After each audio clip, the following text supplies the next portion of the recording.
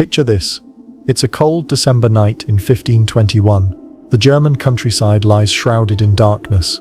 Suddenly screams pierce the air as a massive wolf-like creature tears through the village of Polygene. When dawn breaks, 3 mutilated bodies are discovered, their flesh torn apart by what can only be described as inhuman claws. But here's the terrifying twist. The killer wasn't some wild beast. It was your neighbor, your friend, someone you trusted. And in just a few weeks, they would confess to being a werewolf and burn alive for it. Welcome back to the channel.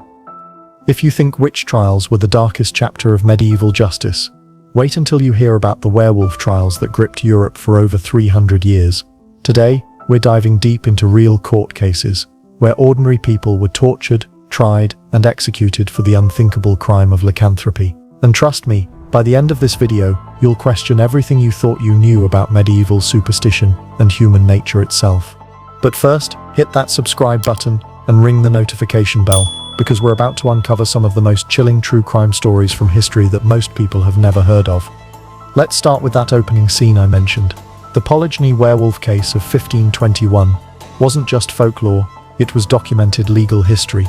Michel Verdun, Pierre Bourgault, and Philibert Monteau stood trial in the Franche-Comté region, accused of making a pact with the devil and transforming into wolves to hunt human prey. But how did 3 ordinary men end up confessing to lycanthropy? The answer lies in the brutal interrogation methods of the time. Under torture, Bourgault confessed that 19 years earlier, during a terrible storm, he had encountered a mysterious horseman dressed in black. This figure promised to protect Bourgault's flock from wolves, but only if he renounced God and pledged his soul to Satan. Bourgault claimed this demonic pact gave him the power to transform into a wolf by rubbing a magical ointment on his body. In wolf form, he said, he had killed and devoured multiple children across the countryside. The court records, still preserved today, detail his confession with horrifying specificity. The locations of murders, the taste of human flesh, the thrill of the hunt. All 3 men were sentenced to death and burned at the stake. But here's what's truly chilling. Their confessions were so detailed, so consistent with local disappearances, that even today, historians debate whether something genuinely unexplained occurred in those dark French forests. So how exactly did someone end up accused of lycanthropy? The process was terrifyingly systematic. Unlike witch trials, which often began with accusations of cursing livestock or causing illness, werewolf trials typically started with unexplained deaths, particularly brutal murders, where victims were found torn apart. Local authorities would investigate, looking for specific signs, tracks that began as human footprints but became wolf paws, eyewitness accounts of transformation, or the discovery of human flesh in a suspect's home.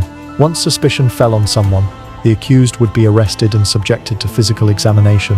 Court physicians would search for werewolf marks, unusual body hair, eyes that glowed in darkness, or hands that remained bloody despite washing. They believed werewolves retained certain wolf characteristics even in human form. If such marks were found, torture would follow until a confession was extracted. The legal framework was surprisingly sophisticated. Courts required multiple forms of evidence: eyewitness testimony, physical proof, and ultimately, confession. This wasn't random mob justice. It was systematic persecution, backed by legal precedent and scholarly treatises on lycanthropy. But if you want to understand the true horror of werewolf trials, you need to hear about Peter Stump, perhaps the most infamous lycanthrope in European history. In 1589, near Cologne, Germany, a series of brutal murders terrorized the countryside around Bedburg. Children disappeared, travelers were found dismembered, livestock was slaughtered with savage efficiency. For years, hunting parties scoured the forests for the massive wolf responsible. Then, one autumn day, hunters cornered what they thought was their quarry.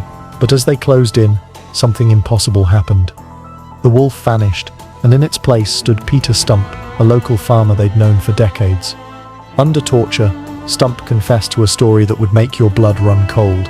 He claimed that 25 years earlier, the devil had given him a magical belt that allowed him to transform into the likeness of a greedy, devouring wolf, strong and mighty, with eyes great and large, which in the night sparkled like fire, a mouth great and wide, with most sharp and cruel teeth, a huge body, and mighty paws. Stump's confession detailed a quarter-century of horror. He claimed to have murdered and devoured 14 children, including his own son. He spoke of killing 2 pregnant women, and devouring their unborn babies. He described the taste of human flesh, the thrill of the hunt, the sexual pleasure he derived from violence. The court sentenced him to one of the most brutal executions in recorded history. First, his flesh was torn with red-hot pincers. Then, his arms and legs were broken with the blunt side of an axe. Finally, he was beheaded and his body burned. But the authorities weren't finished. They executed his daughter and mistress as accomplices, convinced that lycanthropy was a family curse. The Stump case became legendary across Europe. Pamphlets describing his crimes were printed in multiple languages. His story influenced werewolf folklore for centuries. But here's the question that haunts historians: was Peter Stump genuinely guilty of serial murder, or was he an innocent man destroyed by superstition and torture? Modern psychologists studying werewolf trials have identified several fascinating patterns. Many accused werewolves displayed symptoms we now recognize as clinical lycanthropy, a rare psychological condition where patients believe they can transform into animals. Others showed signs of what we'd now call dissociative identity disorder or severe PTSD. Consider the case of Jacques Roulet, tried in 1598 for lycanthropy, after being found naked and blood-covered near a dismembered boy's corpse. Roulet's behavior in court was bizarre. He claimed to be a wolf, spoke in growls, and insisted on eating raw meat. Today, we might diagnose him with a severe mental illness.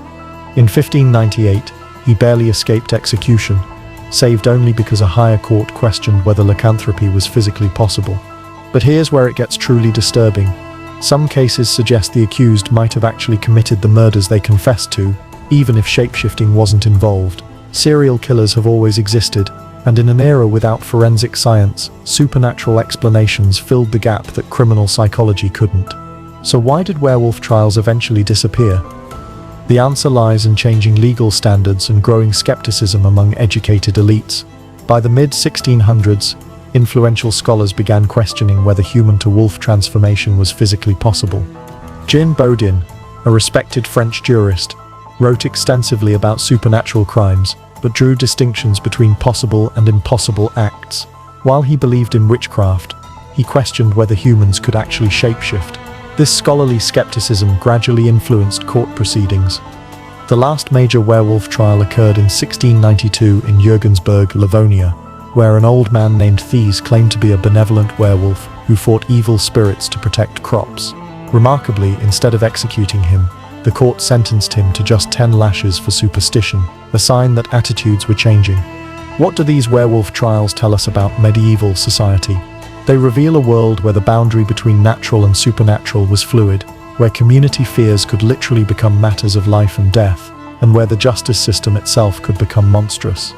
These trials also highlight something deeply uncomfortable about human nature, our capacity to find explanations for the inexplicable, even when those explanations lead to horrific injustice. The people who conducted werewolf trials weren't necessarily evil. They were frightened communities trying to understand brutal crimes with the tools available to them. But perhaps most chillingly, werewolf trials remind us that the line between civilization and savagery has always been thinner than we'd like to believe. The real monsters in these stories might not have been the accused werewolves at all, but the systems that tortured confessions from innocent people and the societies that demanded someone pay for their fears. Here's the question I want you to consider as we wrap up today's journey into medieval horror in our modern world. With all our scientific knowledge and legal protections, what contemporary equivalent of werewolf trials might we be conducting right now? What future generations might look back on our justice system, our social panics, our explanations for unexplained crimes, and wonder how we could have been so blind? The werewolf trials ended, but human nature hasn't changed. We still search for monsters to explain the inexplicable. We still demand justice even when we don't understand the crime. And we still sometimes create the very monsters we fear. What do you think? Were the accused werewolves of medieval Europe guilty of the crimes they confessed to? Or were they victims of a justice system that confused fear with fact? Drop your thoughts in the comments below. I read every single one and love debating these historical mysteries with you. If this deep dive into medieval monster trials fascinated you, you're going to love next week's video where we explore the vampire panic that gripped Eastern Europe in the 1700s. Complete with documented cases of corpse mutilation and mass hysteria. Hit subscribe and the notification bell so you don't miss it. And remember, the past is never really past. The fears that drove medieval communities to burn their neighbors alive echo through every generation. The question isn't whether monsters exist, but whether we can recognize them when they wear familiar faces, including our own. Thanks for watching, and sweet dreams.